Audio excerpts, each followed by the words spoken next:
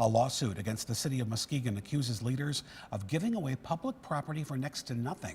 Property the lawsuit says was required to maintain public access forever. The lawsuit was filed by West Michigan Dock and Market, a commercial shipping business on Muskegon Lake. It came in response to a 2021 development agreement between the city and developer Jon Rooks to build a dry boat storage facility. Lawyers for West Michigan Dock say that should never have happened. 13 on your side's Charlie Tinker breaks down what we're learning. Well, the issue is this narrow strip of land, which the lawsuit refers to as the walkway. It's behind the existing marina and a decades-old deal to give locals access. A 1987 deal between city leaders and the property's then owner, agreeing to dedicate the land to the, quote, use and enjoyment by the general public, in effect, forever.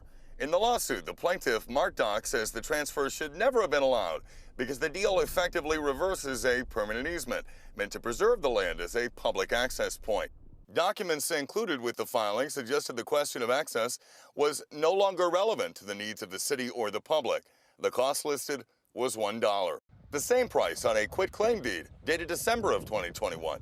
The agreement signed by developer Jon Rooks and the city's then mayor, formally giving over the property to Parkland. A source who asked not to be named says he believes the mayor had done so unilaterally after the issue had been removed from commissioner's consent agenda.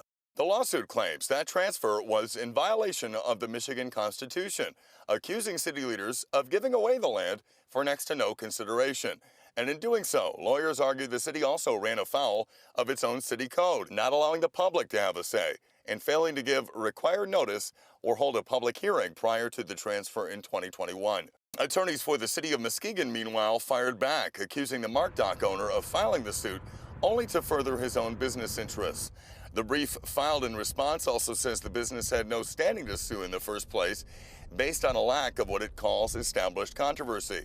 Adding the prospect of future investment tied to the development would offset both the loss of the property and its dedication to public access, asking the court to have the complaint dismissed. Now, I've also been made aware of several concerns that even if Parkland's requests to regulators are denied, they may still get the property anyway, and that's based on the development agreement, which, if you read it, only requires developers to apply for permission. Now, another term does require Rooks to start construction within 3 years of getting those permits or deed the land back to the city, but the agreement also spells out an alternate project worth at least $2 million is something that could potentially still qualify. In Muskegon, Charlie Tinker, 13 on your side.